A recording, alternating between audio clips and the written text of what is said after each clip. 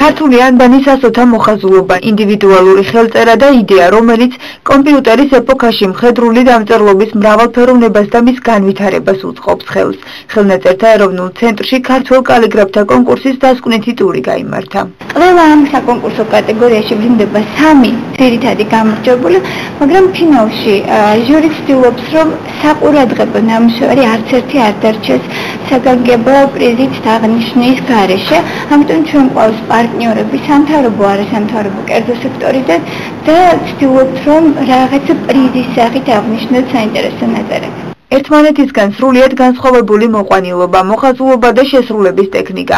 ქართულ ანბანს თითოეული მათგანი თავისებურად მიუდგა. სხვადასხვა ასაკობრივი ჯგუფებიდან 122 კონკურსანტი მონაწილეობის მისაღებად საქართველოს სხვადასხვა კუთხიდან ჩამოვიდა. ჩვენ კარნახობს რაოდენობას ნამუშევრები. 122 კონკურსანტიდან იქნება როგორც გითხარით 5 ასაკობრივ ჯგუფში 3 გამარჯვებული, ანუ ძირითად ადგილებზე, მაგრამ ყავს ხოლმე დაახლოებით 20-30-მდე ნომინანტი. ეს არის დამოკიდებული მეორე ნაწერებზე და ჩვენს პარტნიორებზე. რისთვის ტარდება ეს ყველაფერი?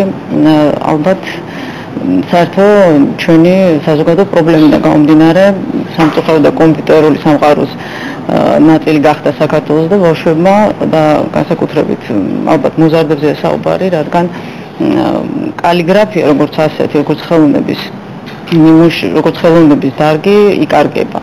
და ალბათ ცენტრის ეს წამოწყება მისასალმებელია სწორედ ამ კუთხით. ქალაქ სამწედიდან შემოტყობინეს, რომ იყო კონკურსი კალიგრამაზად კალიგრაფიაში და მე მივიღე მონაწილეობა.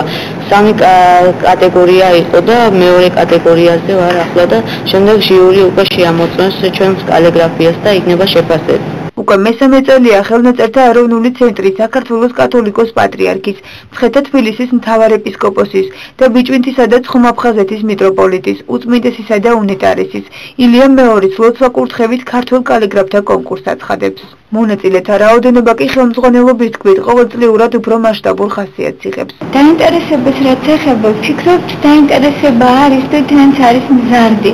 საინტერესო ის, რომ ამით არ წყდება ხოლმე ჩვენი ურთიერთობა კონკურსანტებთან. ჩვენ ვართ ხოლმე წარმოდგენილი არც გენზე, გარდა ამისა, სულ უფრო ინტენსიური არის მოთხოვნა კალიგრაფებზე. წლევანდელი კონკურსის დასკვნითი ეტაპი ტრადიციულად ხელნაწერთა ეროვნული ცენტრის დაფუძნების დღეს 30 ივნისს გაიმართება.